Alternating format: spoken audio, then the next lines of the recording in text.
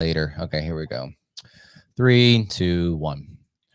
All right, everyone. Welcome to another BuzzBeat podcast. If you're watching this on YouTube, we appreciate the support you guys have given us on Buy Me a Coffee. This is a exclusive Buy Me a Coffee video for our supporters. If you're listening on the podcast version, the video of this was released a handful of days ago, so you can go back and access that on buymeacoffee.com/BuzzBeat. I'll be joined by Brian today, where I'm going to ask him some questions about another very interesting prospect, JT Thor. It feels like his stock is all over the place, Brian. What are your thoughts on the fact that this guy, I've seen second round grades on this guy, and I've also seen, maybe somebody has him in their top 15. It's crazy. Yeah, I think Thor is one of those guys that wasn't one of the top sort of like incoming freshman recruits, right? So, I mean, obviously he was a big recruit coming from out of Georgia into Auburn, but because he wasn't, a top 15 guy or whatever, there's probably just like a little bit less buzz on heading into the season. He played on a team where someone like Sharif Cooper was probably like a more notable and recognizable like draft prospect. And even to your point, like there's a chance Thor could go above Cooper in the 2021 draft, amazingly enough. At the same time, too, there was no guarantee that Thor was definitely going to come out and then definitely stay in the draft this year. So I think a lot of this has happened pretty quickly over the last couple of months where it was recognized that, like, yes, Thor is a prospect. Yes, he's going to test the draft waters. And okay, now, yeah, he actually is staying in the draft. And he's been further evaluated more and more since then. Something like the combine was probably a big boost to his stock too, just because he went in, went through all the measurements and, among all the players at the combine and certainly among the big guys, he did quite well in terms of his length. And we can go over some of those numbers on this recording today. But I also think too, and this is something that PD Webb has talked about, and I want to give him credit for it, of just like the thought was when Thor initially announced that he was going to test the draft waters and, it wasn't confirmed whether he was going to stick in or not. That wasn't like certain until probably about, 5-6 weeks ago, 4 weeks ago, something like that.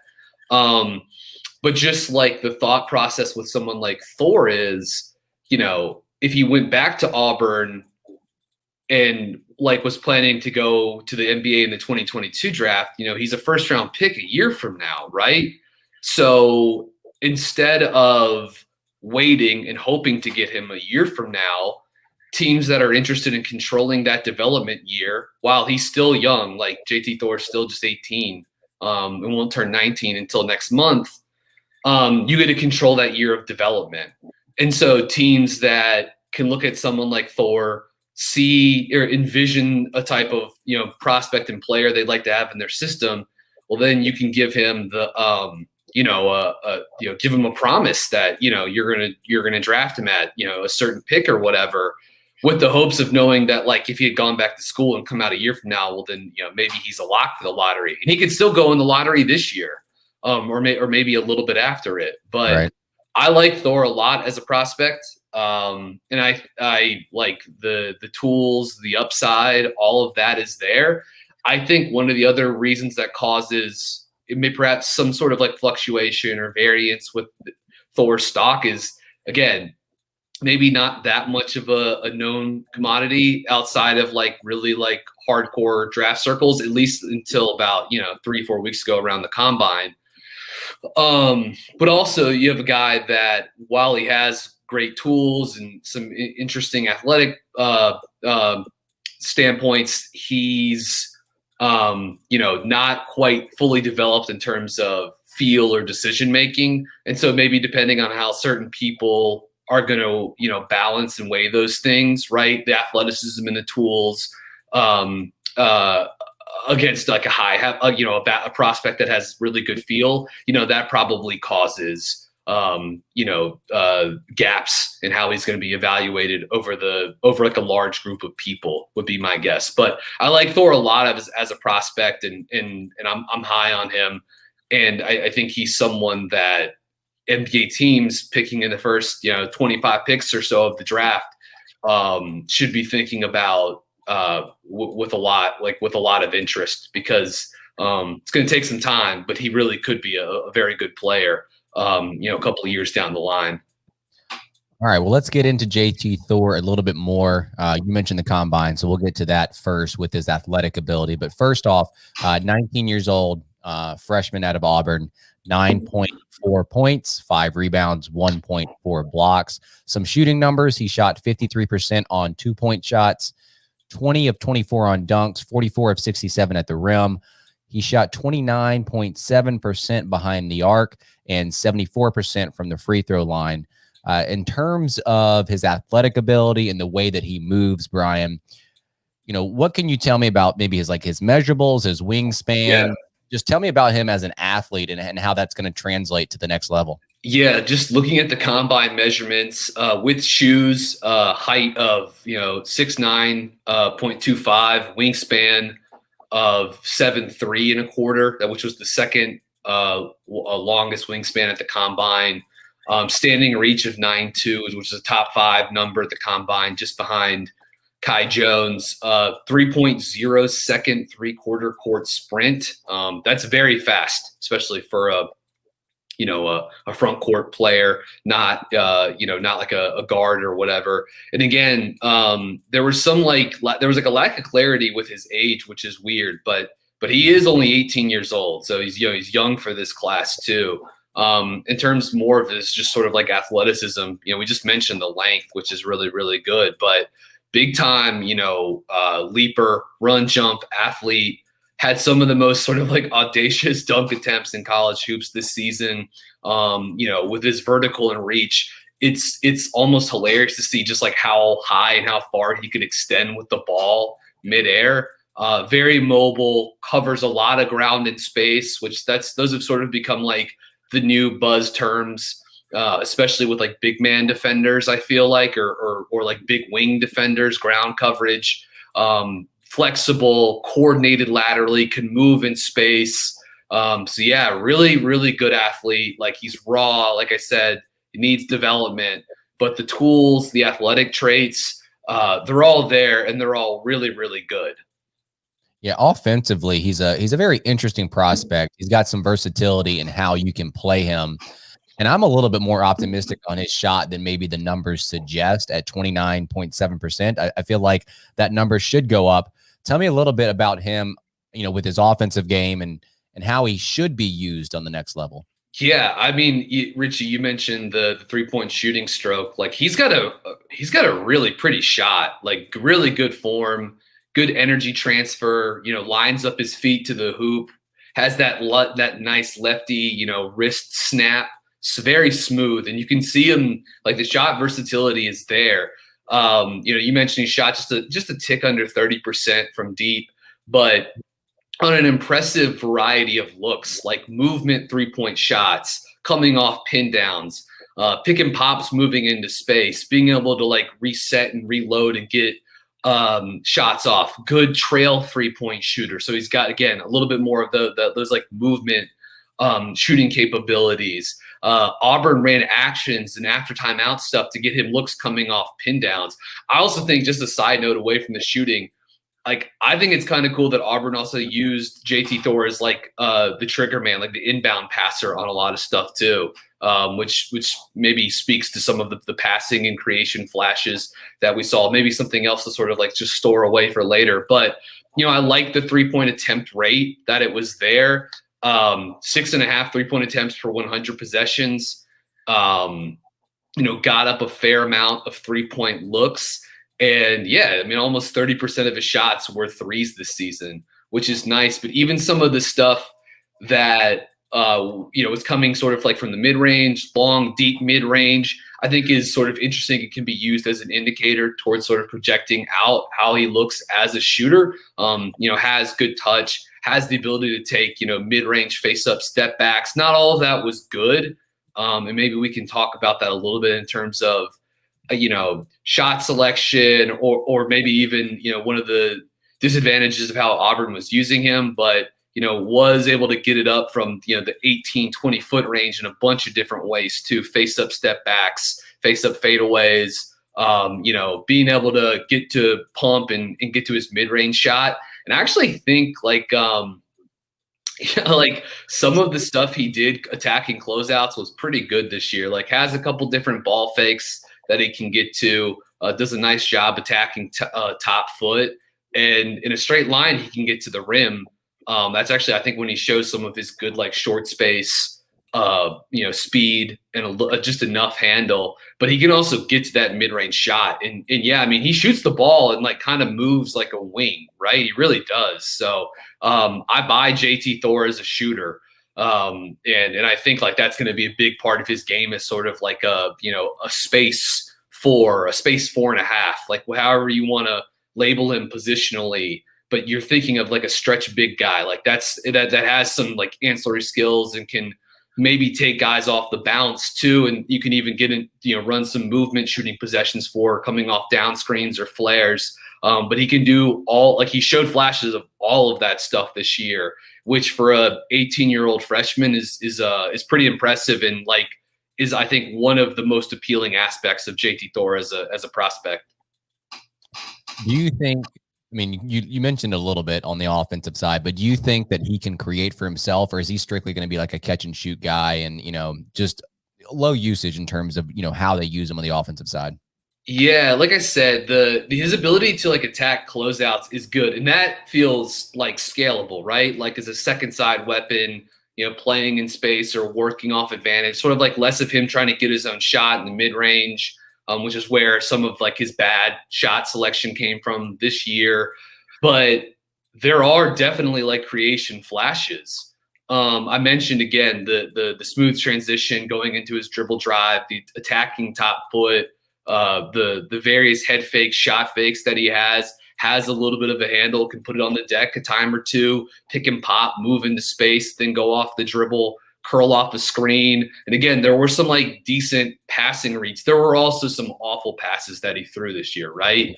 Like, him trying to throw a no look pass and then throwing it right to an opponent for a very easy steal. So I think it's like, if you're drafting JT Thor, I think your hope in your development process is going to include trying to develop him in a way where he will have some creation, opportunities and possibilities, maybe not responsibilities quite yet. I mean, you obviously want to see how he responds to doing that.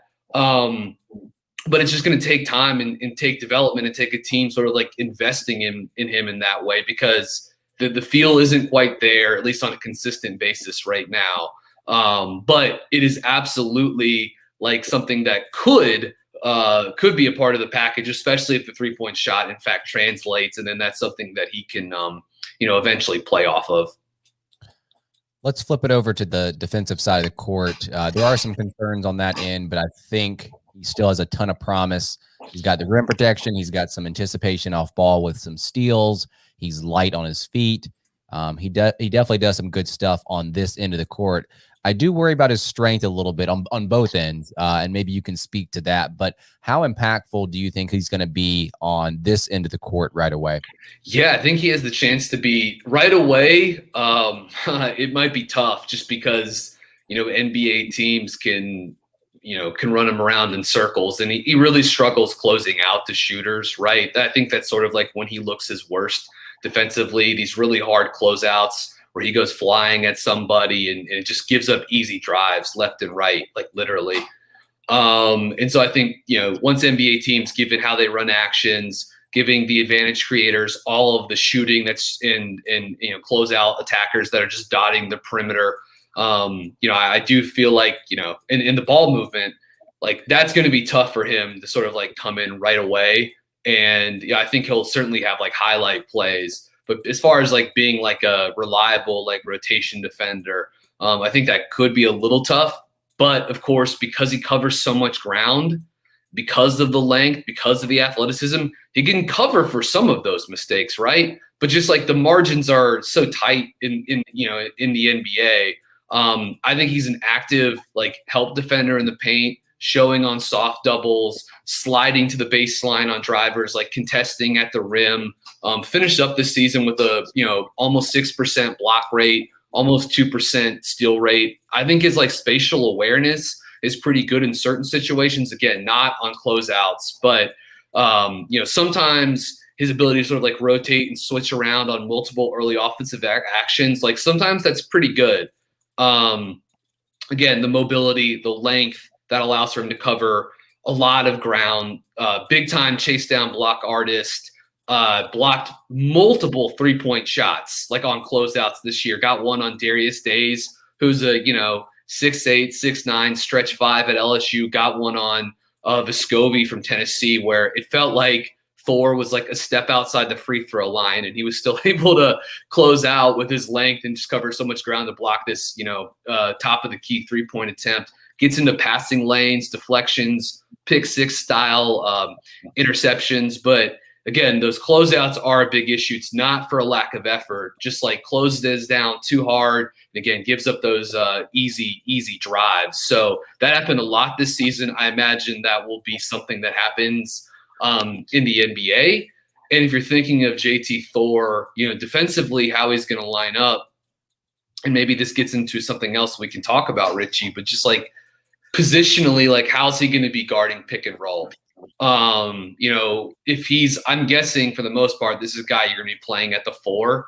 I think he has the ability to play, could have the ability to play a small ball 5, or stretch 5 in some lineups. And even for Charlotte's case, because you have a guy like PJ, you already have like some flexibility in these alignments. But if you're playing JT Thor at the 4, like, he's going to be switching a lot of actions, exchanges, handoffs that are on the ball. When he's off the ball, he's going to be the guy that's backside help. He's the guy that's got to be able to slide over and help on the pick and roll, or be aware of a cut or whatever. And so, I think that's going to take some time and work, because I don't think he's quite there from a defensive processing standpoint. But again, the length, the ground coverage is really good. The motor, good. And some of the defensive instincts are also pretty good. And I do think too, like Thor, in terms of like, how his ability to potentially play the 5, there are some good flashes of rim protection. He has that versatility, the ability to get out and switch. Like he switched in pick and roll a lot this year. Also played to the level of the screen some, but like, and maybe even a little bit of drop. But like, you're not going to use JT Thor, as a drop guy in the NBA. You're going to switch or have him come up to the level or play close to the level. But so again, I think he has some capabilities to play some 5 in the NBA, but the lack of physicality. He's not a great rebounder. I don't think he's quite there to like anchor a defense. I mean, who knows if he'll actually get there. I think he can really be like a good, a guy that is an event creator defensively and gives you some rim protection and some versatility with the switch. But, I think the minutes of him playing center might be, a little bit like team and lineup dependent. So, but I do sort of like some of the flashes on that end as well. I mean, it's not the exact same player, but it sounds a lot like Kai Jones in terms of, he realistically or idealistically, you would want him to be a small ball 5, but some of the concerns in terms of his physicality, like you mentioned, he just can't right now be a 5. So, Brian, I want you to give me an underrated aspect of his game that probably should get highlighted more that doesn't. Yeah, I mean, I think we talked about the shot, and I guess that is sort of something that sort of people are talking about a little bit more. But I guess for the sake of this, like let's like I guess maybe zero in on the movement shooting, which again, I don't think this is like something that's like necessarily flying under the radar. If you're paying attention to JT Thor as a prospect, you know what he's capable of doing. But I do like. I mean, it is just cool to see a guy that's almost 6'10" with a 7'3" wingspan being able to come off down screens or pick and pop and attack a closeout. Like, that is pretty special. Again, though, that is certainly like a part of the package. And if you're drafting him, it's because you're hoping to like build something off of that. The pick and roll, like him being used as a screener, is interesting. Has the ability to screen, roll, post up against the switch, like if he was working with Sharif Cooper. Try to get on the offensive glass again if if he has a switch. I think his touch in that mid post area is not too bad, and is perhaps another sort of like worthy indicator for him as a shooter and how he projects to the next level. But really, like he's most comfortable being able to slip or pop into space and be a guy that can get into space and then play off some sort of advantage that's created with the screen. But we've talked about this with Kai Jones, and we've talked about it as it relates to guys on the roster like PJ Washington, Miles Bridges, just like the threes and the fours and the fives. Gordon Hayward's like this too. Just like as you're thinking about how you're partnering like the big wings on the roster or like the hybrid forwards or the fives on the roster, you got to be thinking about how they work as like screen partners with LaMelo. Right? Like if we're zeroing in on Thor with Charlotte, like I do like some of the stuff he does as a guy that can screen and then get into space, and then again he has the ability to attack closeouts when he picks and pops, and you get a hard close, and like that would pair nicely with Melo. But he's not like at this point, he's not like a rim running like lob bot. Like that's not it's not quite what his game is. He's certainly more comfortable going into space. So I don't know, like overlooked aspect of his game. I just think is probably I don't even think it's overlooked. Maybe the best way to think of it is like it's my favorite part of his game. But that ability to pop into space and then have options off of that, either get the shot off or look to attack. And again, there are little bits of passing and creation flashes in those moments too that really sort of like jump out and make you think like, wow, what could this guy be actually if he really could develop and sort of put it all together. Yeah, I actually didn't know that about him in terms of the movement shooting. I knew that a lot of his shots from behind the arc were assisted on, but I didn't realize that he was coming off pin downs as much as maybe you're explaining it. So yeah, obviously not having watched as much on JT Thor, I knew this guy as a catch and shoot guy, but I guess the movement shooting that sounds pretty cool out of a 6'9" guy. So yeah, flipping it to the opposite end, the pessimistic side, what's the biggest concern that you have with him on the next level? Yeah, I mean, I do think it is sort of like the team defense, right? Because he is pretty comfortable like guarding on the perimeter and like moving laterally, but it is those hard closeouts. And it is sort of like the processing and the feel as an off-ball team defender. And I think that's something that is going to be a vulnerability of his, especially when the margin for error reduces and his athleticism can't make up for quite as many sort of like, mistakes or omissions or whatever. But like, that's true of a lot of like young fours or fives.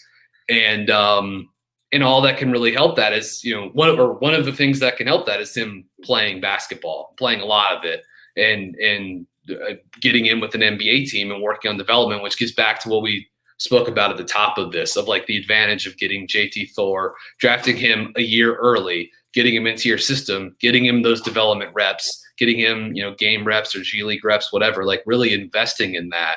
And just seeing like what level you can get to him defensively. Because if he can stay on the floor defensively, if the shot translates, which you and I feel pretty good about, and you can do some stuff with him, moving him around with the shot as a screener, an occasional movement shooter. Well, then now you've got like a guy that could be a real piece for you, give you some rim protection, give you some stretch offensively, give you a guy that can go after a closeout, that can help you sort of like build advantage, not be like the advantage creator, but that can build off the initial advantage. And then of course the ability to stay on the court defensively. But I do think that's gonna take some time. Yeah. Yeah, with the Hornets, I know that one player is not going to solve the defensive issues, but if I'm looking for one quality out of the guy that I drafted number 11, I feel like I've got to have some promise on the defensive side of the court and not have so many holes on that end. And then it's a team thing. It's not an individual prospect that's going to solve all the issues. And you never want to go into the draft thinking, hey, let's draft for fit or draft for a specific quality. But with the way that we've watched the Hornets over the years, we just want the defense to be shored up, and having another guy that might take a couple years to progress on that end kind of makes me a little bit queasy. But you could get, I mean, they could draft Jaden Springer. They could do that. There are some guys, and like, look, we talked about Zaire Williams a while ago too. I mean, he's going to have to get a lot stronger. Right. But I do think someone like Zai is someone that can come in and give you, perimeter defense on the basketball, plus some, off the ball, event creation stuff too. But he's just going to have to get, a lot stronger and not, sort of get clipped on as many ball screens as he does right now. But Springer is someone that I think could come in and I really do think he could come in and help the defense next season, even though he's one of the youngest guys, in the draft. So it's like there are some of these guys, they've got to beef up the perimeter defense. Right. And obviously, adding someone at center is big, and hopefully, free agency is some place where they can really check that box, because, it's good unless it is someone like, Isaiah Jackson or whatever, it's going to be tough to get a 5 in the door that I think is going to even give you anywhere close to winning defensive value, not even saying like Jackson would be a plus defender next season or whatever, but I think he could be okay. And then eventually down the line be a good defensive big guy for you. But that's why if they really want to, compete next season, that's why I like that the cap space they have, and, free agency is so big for them at the center position, which you've been writing about at the site with guys, profiling guys like Rashawn Holmes and Nerlens Noel.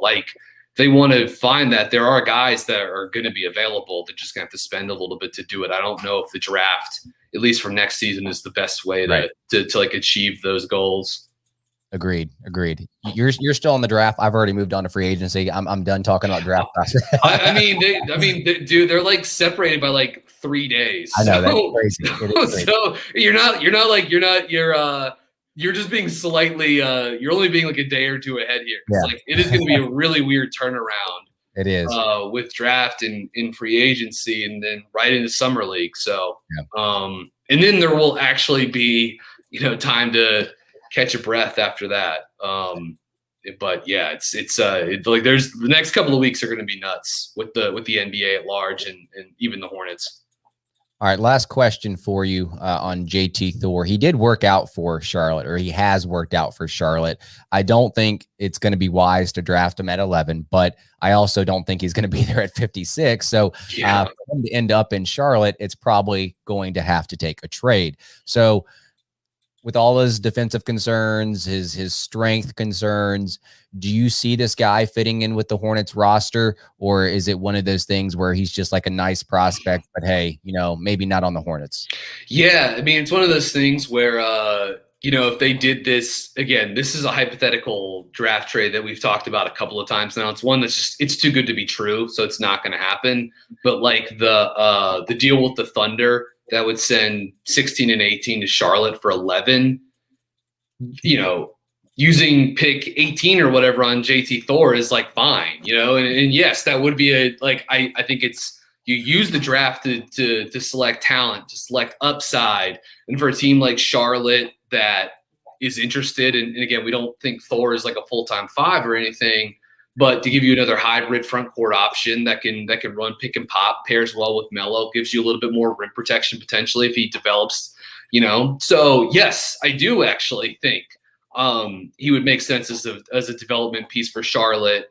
If they did the deal with Oklahoma City that I just mentioned, or if they did the one with Houston for 23 and 24, and he was available, if he was still available at 23 or 24, I'd be all on board with JT Thor as a pick, sort of in that range. I like him a lot actually as a prospect, and think he would make a lot of sense with the Hornets, knowing that he won't be ready to help play winning basketball for a year or two, or if not, maybe a little bit longer than that. All right. Well, thank you, Brian, for giving us the rundown on JT Thor. Like I mentioned, if you're listening to this on the audio version, there is a video version with several handful of clips that you guys can watch and give you more context on JT Thor. But we'll go ahead and wrap up here for Brian. I am Richie, and we will see you guys next time. All right.